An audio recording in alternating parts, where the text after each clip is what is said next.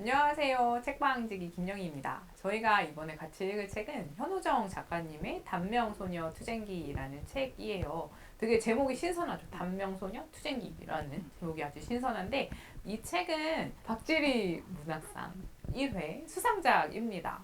저희 재호님이 최근에 박지리 작가님 책 되게 인상 깊게 보셨다고 제가 들었는데 재호님 이 수상작이라는 말씀 듣고 어떤 생각하셨나요? 일단은 사실은 듣자마자는 박지리 문학상이라고? 이거는 세상 처음 들어보는 문학상인데? 라는 생각을 좀 했어요. 이 영상 보시는 분들 아시겠지만 저희가 보통 알고 있는 문학상은 그 교과서에 있는 유명한 작가들의 이름이 붙잖아요. 만해문학상, 김수영 문학상 이렇게 붙는데 박지리 작가는 제가 안 지 얼마 안 됐고 나는 못 들어봤는데 문학상까지 있다고? 라는 생각을 하게 된 거예요. 그래서 이제 알고 보니까 이제 사계절 출판사에서도 박지리 작가라는 이 천재 작가를 너무너무 알리고 싶은데 어떻게 하면 잘 알릴 수 있을까라고 고민을 하다가 이 박지리 문학상을 만들게 되었다라는 이야기를 들었고 바로 우리가 오늘 같이 읽을 이 단명소녀 투쟁기가 제1회 수상작입니다. 그러면 아마 독자님들 궁금하실 거예요. 어떤 작품에게 이 상이 주어지는 것일까 궁금하실 텐데요. 제가 소개를 간단하게 해드리면 박지리 문학상은 참신한 소재와 독특한 글쓰기로 인간 본질과 우리 사회를 깊이 천착해 한국 문단의 독보적인 발자취를 남긴 박지리 작가의 뜻을 기리고자 이 상을 만들었다고 되어 있습니다. 그래서 보면 특징이 참신한 소재와 독특한 글쓰기인데요. 아마 독자님들 이 책을 읽어보시면 아시겠지만 아하, 이 책이야말로 정말 내가 이제껏 보지 못했던 굉장히 독특한 소재로 참신한 글쓰기를 했구나 아마 여러분들이 느끼실 수 있을 거예요. 그래서 여러분들이 앞으로도 이거는 박지리 문학상 수상작이다라는 표시가 있으면 여러분들이 믿고 보셔도 좋다라는 이야기를 좀 드리고 싶습니다. 네. 저희가 호호 책방을 진행해야겠다고 생각한 이유가 사실 청소년 소설 같은 경우는 유명한 작품이 자꾸 읽히는 경향이 있거든요. 새로 쓰이는 작품 중에서 의미 있고 멋진 게 너무너무 많은데 그걸 조금 더 많은 분들이 아셨으면 좋겠다라는 생각에 저희가 이 프로젝트를 진행하고 있는 건데 지금 단명성녀 투쟁기 같은 경우에 그런 목적에 가장 부합하는 작품이라는 생각이 들었습니다. 정말 신선하고 정말 새로운 서사구나라는 생각이 드는 작품이거든요. 꼭 읽어보셨으면 좋겠고요. 이미 읽으신 분도 계시고 읽어야지 마음 먹은 분도 계실 거예요. 모든 분들을 위해 줄거리를 요약을 좀 해보도록 하겠습니다. 주인공은 19세 소녀이고요. 이름은 구수정입니다. 19세라는 나이가 입시 때문에 한창 스트레스를 받는 나이잖아요. 그래서 얘가 자기가 어떻게 될 건지 물어보려고 용한 점집에 찾아가요. 북두라는 점쟁이입니다. 그런데 이 점쟁이가 입시가 궁금해서 왔는데 구수정한테 너 올해 죽어 라고 이야기를 해요. 너무 깜짝 놀랄 만한 이야기잖아요. 저 같으면 약간 그때 정신이 나갈 것 같거든요. 근데 구수정이 왜 제가 죽어야 하죠? 라고 당돌하게 질문을 합니다. 점집을 나선 구수정은 죽지 않기 위한 방법을 찾기 위해 여정을 떠납니다. 그런데 점집 밖을 나오자마자 위기가 닥쳐요. 술 취한 취객이 시간을 같이 보내자면서 그 청소년인 수정이의 가방을 붙잡고 못 가게 하거든요. 그때 개가 나타나요. 내일이라는 개인데요. 내일은 구수정을 태우고 달려가기 시작합니다. 그리고 날개가 돋아요. 그리고 구수정을 태우고 이계로 날아갑니다. 구수정은 이계에 도착해서 저승신을 만나고요. 자신이 죽지 않기 위한 방책을 모색합니다. 이계에서 이안이라는 친구를 만나요. 그런데 이안은 구수정과 전혀 다르게 죽는 방법을 찾는 아이거든요. 그러니까 둘은 각자 죽지 않는 법 혹은 죽는 법에 대한 답을 찾기 위해 여정을 떠납니다. 두 사람의 여정은 어떤 결과로 이어질까요? 제가 요약하기 힘든 부분을 물음표로 남기며 줄거리 요약을 끝내도록 하겠습니다. 가장 인상 깊게 읽은 부분을 조금 공유해봐도 좋겠다라는 생각이 들어요.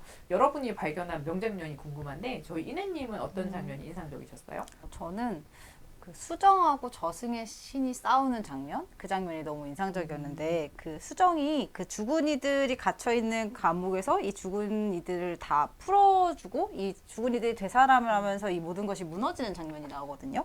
근데 사실 그 죽은 이를 풀어준다라는 것 자체가 죽으면 저승에 가야 한다는 질서를 무너뜨리는 행위잖아요. 그래서 그거에 대해서 저승신이 경고를 해요. 그렇게 하는 게 지키려는 노력이 결국 망치게 될 거다라고 경고를 하는데 그 경고에 대해서 수정이 하는 말만 뽑아서 조금 보면은 망친 게 아니야. 구한 거야. 이룬 거야. 최선을 다했기에 흔적이 남은 거야 라고 이야기를 하거든요. 저는 이 문장이 너무 저한테 와닿았었어요. 그러니까 우리가 누군가의 삶에 대해서 이야기를 할 때 약간 기존의 잣대로 남의 평가로 혹은 결과만 가지고 누군가의 인생을 이야기하는 경우가 되게 많이 있는데 세상에는 사실 근데 이름을 남기고 간 사람보다 이름을 남기지 않고 간 사람들이 훨씬 많잖아요. 그러니까 그 사람들이 다 각자의 삶을 나름의 노력을 하면서 그냥 다 다르게 살아간 그 과정들 자체가 굉장히 의미 있고 가치가 있는 건데 그것들을 사실 우리가 잘 생각하지 못하고 그렇게 남은 작은 흔적들이 모여서 세상을 일구어 간다라는 사실을 자꾸 간과하게 되는 경우가 많은 것 같아요. 그래서 저는 이 부분들 보면서 그냥 그 결과만 보는 게 아니라 그 노력의 과정이나 그들이 어떤 결과를 가져왔든 그 노력의 가치 하나하나를 좀 봐야 한다라는 의미를 좀 주는 것 같아서 그 부분이 되게 인상적이었고요. 저희가 소설을 사실 읽는다는 것 자체가 우리가 어떤 인물의 끝만 보려고 소설을 사서 끝장만 보고 소설을 덮지 않잖아요. 그러니까 그 끝으로 가는 그 과정에서 어떤 상황에서 얘가 어떤 선택을 했고 그 선택이 다시 얘에게 어떤 영향을 주는지를 함께 하면서 같이 고민하고 생각하는 과정을 함께 하기 위해서 소설을 읽는 거잖아요. 그래서 그런 의미를 부여해주는 장면인 것 같아서 굉장히 인상적이었습니다. 그 천재성을 제가 이어받아서 저의 천재성을 좀 증명해 보도록 할게요. 근데 저는 이 책을 보고서 조금 의아했던 게 이게 두께가 두껍진 않아요. 그래서 보통 이 정도 두께면 가름끈이 잘 들어가 있지 않거든요. 근데 굉장히 얇은데도 가름끈이 들어가 있네? 그거부터 조금 이상했었는데 근데 이제 왜 두 줄이야? 뭐 이러면서 이제 읽은 거예요. 이런 게 천재성인 거죠. 그렇죠. 보이는 걸 발견하는 힘. 저는 이런 눈이 게 있어도 알지 못했는데. 그럼요. 그래서 이것만 보아도 이 사계절 출판사가 얼마나 비유와 상징으로 책을 완성도 있게 그쵸. 만드는지 알 수 있다라는 이야기를 또 해드리고 싶고요. 그래서 이 가름끈이 이 흰색과 검은색이 이렇게 교차로 들어간 이유가 있습니다. 그래서 제가 일단은 그 부분과 관련한 대목을 좀 읽어드릴게요.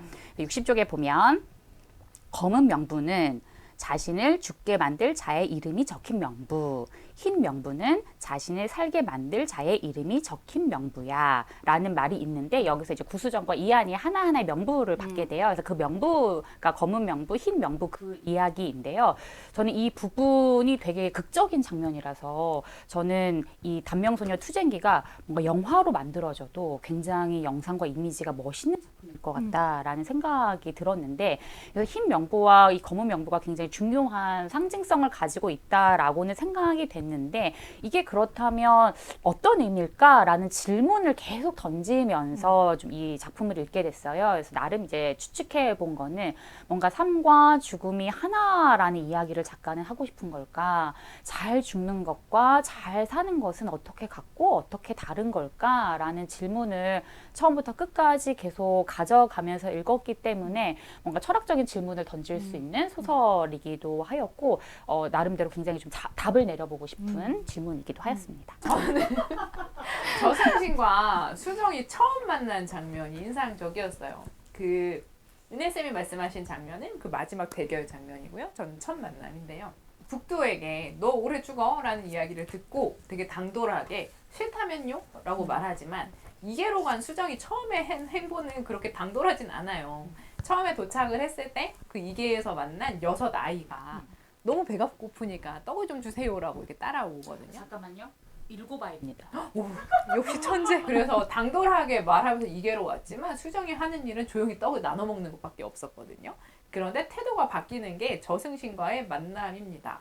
제가 줄거리 요약할 때 그 내일이라는 개의 등을 타고 이계로 수정이 날아왔다고 했는데요. 여정을 함께 하던 중에 내일이 점점 쇠약해지면서 목숨을 잃어요. 그래서 수정은 그 내일을 땅에다가 묻어줍니다. 그리고 나서 저승신과 대면을 하는데요. 저승신이 수정을 만났잖아요. 그러니까 수정이 나를 죽지 않게 해주세요라고 요구를 당당하게 해야 되는데 그걸 자신 있게는 못하는 상황이었어요. 오히려 그 휘하들에게 휩싸여서 약간 위기 상황이 됐는데 그때 저승신이 실수로 그 내일이 묻은 땅을 밟으려고 합니다. 근데 그때 수정이 엄청나게 분노하는 거죠. 자기가 그 정을 준 내일을 묻었는데 내일이 죽은 것도 너무 슬픈데 다시 한번 배가 터지겠구나라는 생각하니까 너무 화가 난 거예요. 그래서 저승신을 밉니다. 저는 그 순간이 되게 중요한 포인트라는 생각을 하는데요. 제가 줄거리에서 어떻게 여정을 이어갈까요? 말을 했지만 저승신이 명부를 주고 수정은 그 명부에 쓰여진 사람들 혹은 존재들을 죽여요. 그러니까 여기서는 수정이 뭔가를 죽인다는 게 되게 중요한 행동인데요. 저희가 소녀 같은 경우는 항상 조금 연약한 존재, 지켜줘야 하는 존재로 대상화되어 온 면이 있잖아요. 근데 구수정은 손에 피를 묻히는 존재입니다. 근데 그 태도의 변화가 그 저승시인에게 자신이 아끼는 내일의 죽음을 더 이상 훼손하지 않았으면 좋겠다라는 목표로 그를 이제 민 이후에 태도가 바뀐 것이라 저는 그 장면이 되게 중요하다고 생각을 했고 저는 떡을 나눠 먹는 수정보다 확실히 칼을 든 수정이 더 매력적이고 필요하다라는 생각을 했어요. 현실계에서 수정을 위협한 건 그 취객이었거든요. 우리 같이 놀다 가자라고 그 수정을 잡아채는데 사실 그 소녀가 자신을 둘러싼 외부 폭력을 이제 맞이할 때 그와 대등한 관점에 서서 위치에 서서 하지 말라라고 말을 해야 하는데 그렇지 못하는 경우가 꽤 많잖아요. 나는 너를 해할 수 있는 존재라는 자기 인식을 갖는 것도 저는 되게 중요하다고 생각하거든요. 실제로 해하라는 말은 아니지만 나도 너를 해할 수 있어라는 마음을 갖는 것과 이 사람의 폭력 앞에 속수무책으로 약한 존재로 서 있는 것 그 차이가 아주 크다고 생각하고 저는 수정이 그 힘을 쓰는 것이 피해자로 규정되어 오던 소녀들을 그 틀 바깥으로 이끌어내는 역할을 했다.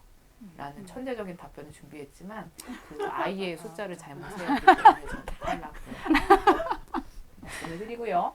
저희가 각자 이 작품 매력을 조금 더 깊게 이야기하고 싶어서 여러분 두 분께 질문을 좀 드리고 싶어요. 재호님은 작품 매력을 어디서 찾으셨나요? 일단은 뭔가 새로운 소설, 이 세상에서 내가 읽어보지 않았던 소설의 분위기 이런 걸 탐색하기를 좋아하시는 작가라면 정말 이 책을 꼭 읽어보시라 권해드리고 싶고요. 왜냐면 그만큼 아마 내가 이런 소설을 읽어봤던가? 라는 생각이 들 만큼 아주 신박하고 새롭게 쓰여진 소설이다라는 생각이 들었어요. 그래서 그만큼 처음 읽을 때는 너무 낯설어서 이게 뭐지? 하고 좀 의아해 하실 수도 있지만 그 단계를 좀 넘어가면 정말 이 작품이 담고 있는 의미를 계속 궁금해하고 싶고 탐구하고 싶다라는 생각이 좀 드는 작품입니다. 그래서 처음에 읽었을 때는 너무 낯설어서 이걸 내가 과연 끝까지 읽을 수 있을까라는 생각이 들 정도로 이걸 내가 감당할 수 있나? 라는 아까 말씀하셨던 것처럼 전혀 보지 못했던 캐릭터가 등장하기 때문에 그런 생각이 좀 들었던 것인데요. 근데 이 책을 좀 2번 읽고 3번 읽으니까 이 소설의 구조를 파악하고 나니까 이 작가의 장치가 또 굉장히 매력 있게 더 다가왔습니다. 일단은 소설에서 잘 쓰이지 않는 소제목의 분위기인데요. 소제목도 굉장히 하나하나가 다 시의 제목 같아요. 제가 한두 개 읽어드리면 아까 개 이야기 하셨는데 제일 첫 번째가 내일이라는 이름의 개에서 맨 마지막이 오늘이라는 이름의 개로 끝나거든요. 그래서 이 소제목 하나하나 자체가 뭔가 비유와 상징성, 여기에 어떤 내용이 쓰여진 거지 계속 물음표를 달게 하는 기능이 있고요. 그리고 또 저는 그 특히 한강 작가의 작별하지 않는다라는 작품을 읽을 때도 많은 생각이 들었었는데 아까 영희님 이야기하신 것처럼 뭐 샤머니즘, 판타지성이 굉장히 많은 소설이에요. 근데 맨 마지막에 스포를 좀 하고 싶은데 혹시나 스포가 싫으신 분은 제 이야기를 건너뛰고 보시기 바랍니다. 그래서 맨 뒤에 이거는 사실 구수정의 꿈으로 다 발견이 되는데 근데 이 꿈이라는 게 저희가 몽자료 소설 읽어봐서도 알지만 뭔가 이 현실과 꿈이 포개지고 무엇이 현실인지 무엇이 꿈인지 구분할 수 없는 그 경계가 있잖아요.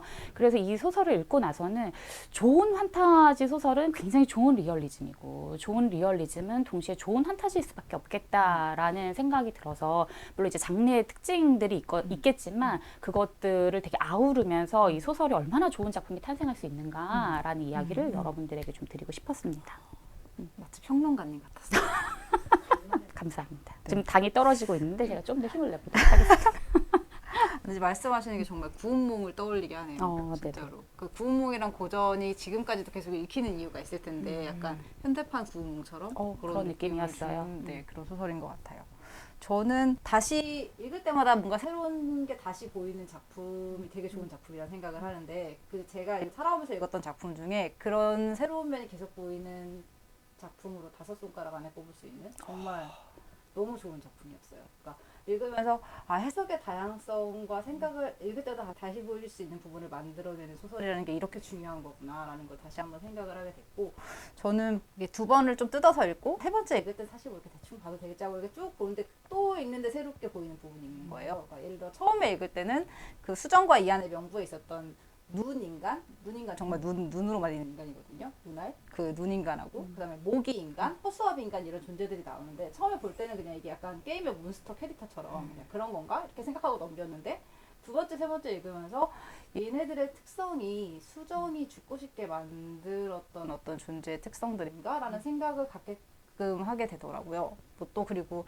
저승신이 원래 지고 다니던 가마와 수정이 새로운 저승신이 됐을 때 가지고 있던 술에는 또 어떤 차이가 있을까? 그러니까 이런 것들을 읽으면서 계속해서 뭔가 소재의 의미에 대해서 다시 생각해보게 되고 그것들을 발견해 나가는 재미가 있는 작품이라서 두 번, 세 번 읽으셔도 뭔가 계속해서 새로운 재미를 느끼실 수 있는 그런 되게 좋은 작품이라는 생각이 들었어요. 정말 매력적입니다. 마지막으로 저는 이 책이 누구를 위한 질서인가를 생각하게 만든다는 점이 정말 중요하다고 보는데요.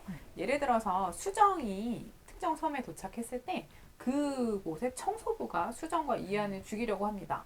근데 그 이유는 청소부는 질서를 지키는 역할을 거기서 하는 사람이거든요. 그런데 수정과 이안이 들어왔기 때문에 섬의 정원이 넘쳐버린 거예요. 그러니까 넌 죽어라고 하고 죽이려고 해요. 결국 본인이 죽임을 당하는데요. 뭔가 세계의 질서라고 내세워지는 것 중에 되게 말도 안 되는 게 상당히 많을 수 있겠다라는 생각을 하는 거죠. 수정 같은 경우도 너는 19세에 죽어라고 운명에 정해져 있다라고 하잖아요. 그것도 일종의 질서인데 수정은 그것을 납득하지 못해서 깨려고 하는 거죠. 그래서 저는 이 책 읽으면서 앞서 그 이내님께서 무질서에 대해서 말씀을 해주셨는데 저는 무질서를 긍정하게 하는 게 이 책의 되게 중요한 특징이겠다라는 생각을 했습니다. 저희가 대체로 질서에 깔려 살아왔잖아요. 지켜야만 해라고 생각을 했는데 그게 아닌 것, 그러니까 되게 허술한 것에 기반하고 있는 것이 상당히 많다라는 것을 인식하게 하고 무질서를 가지고 오는 것이 우리를 그렇게 큰 혼란에 빠뜨리게 하지 않는다. 그 과정 자체, 걸어가는 자체가 너무 소중해라는 생각을 하게 하는 작품이라는 점이 너무 좋았습니다. 저희가 이 책이 상당히 얇거든요. 근데 이야기할 수 있는 내용이 정말 많아요. 그래서 저희가 1회차 원고라고 정해놓은 분량이 내용이 너무너무 길어져서 안 되겠다 이건 끊고 2회로 만들자라는 결정을 내릴 정도로 생각할 바가 많은 소설이라 아직 안 읽으셨다면 꼭 읽어보셨으면 좋겠고 재호님이 말씀하신 것처럼 형식과 내용이 너무 독특해서 다 읽을 수 있을까라는 생각을 하실 분이 계실 것 같은데 여러 번 읽으시라 정말 생각하지 못했던 매력을 많이 발견할 수 있다라는 확신을 드리며 이번 화에서는 인사를 드리고 물러나도록 하겠습니다. 그럼 다음 편에서 더 재밌는 이야기로 만날게요. 안녕.